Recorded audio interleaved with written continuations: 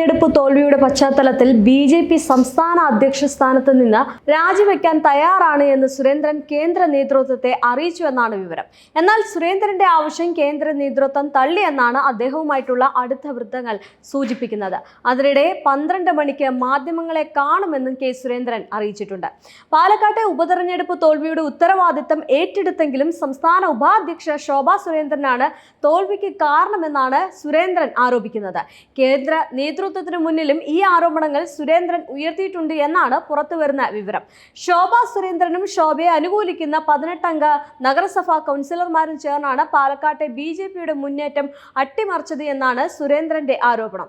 ശോഭാ സുരേന്ദ്രന്റെ ഡ്രൈവറുടെ നേതൃത്വത്തിൽ കണ്ണാടി മേഖലയിൽ വോട്ട് മറിച്ചു. സ്മിതേഷ്, മീനാക്ഷി, ദിവ്യ, സാബു തുടങ്ങിയ നഗരസഭാ കൗൺസിലർമാർ എൻ.ഡി.എ സ്ഥാനാർത്ഥി കൃഷ്ണകുമാറിനെതിരെ പ്രവർത്തിച്ചതായിട്ടും സുരേന്ദ്രൻ ആരോപിക്കുന്നുണ്ട്.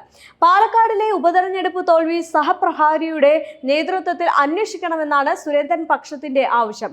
സംസ്ഥാനത്തെ ബി.ജെ.പിയുടെ A+ മണ്ഡലമാണെന്നാണ് പാലക്കാട് കരുതിയിരുന്നത്. ഇവിടെ പരാജയപ്പെട്ടു എന്നതിലുപരിയായിട്ട് വോട്ടിൽ വലിയ ചോർച്ച ഉണ്ടായി എന്നതാണ് ബി.ജെ.പിക്ക് തിരിച്ചടിയായത്.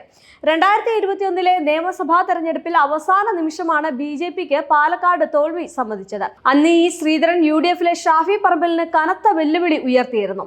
അവസാന നിമിഷം കേവലം 3000-ഓളം വോട്ടുകളുടെ ഭൂരിപക്ഷം മാത്രമായിരുന്നു സിറ്റിംഗ് MLA ആയ ഷാഫി പറമ്പിന് ലഭിച്ചിരുന്നത്.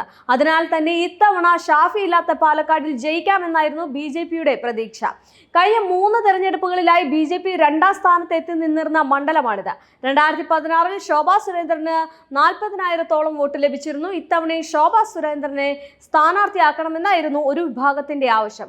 എന്നാൽ ഇത് തള്ളിയ ഔദ്യോഗിക പക്ഷം സി കൃഷ്ണകുമാറിനെയാണ് സ്ഥാനാർത്ഥിയാക്കിയത്. കൃഷ്ണകുമാറിന് 37,000 വോട്ട് മാത്രമാണ് നേടാനായത്.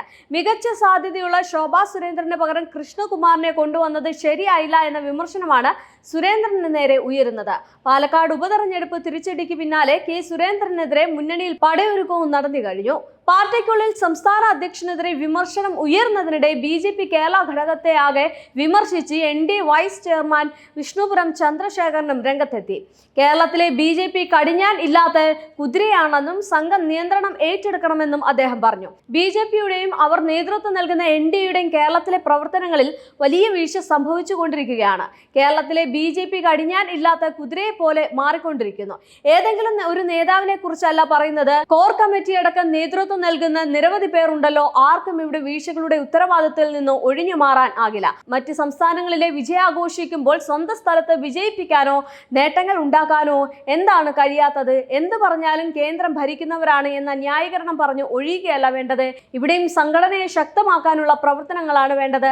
ജനസമിതിയില്ലാത്ത കുറെ നേതാക്കൾ ആണ് ഇക്കാര്യങ്ങൾ തീരുമാനിക്കുന്നത് എന്നും ഞാനടക്കം ദേശീയ ജനാധിപത്യ സഖ്യത്തിൻ കേരള ഘടകത്തിന്റെ എല്ലാ നേതാക്കളും ആത്മപരിശോധന നടത്തണമെന്ന് തന്നെയാണ് അഭിപ്രായമെന്നും വിഷ്ണുപുരം ചന്ദ്രശേഖരന്റെ ഫേസ്ബുക്ക് പ്രസ്താവനയിലുണ്ട്.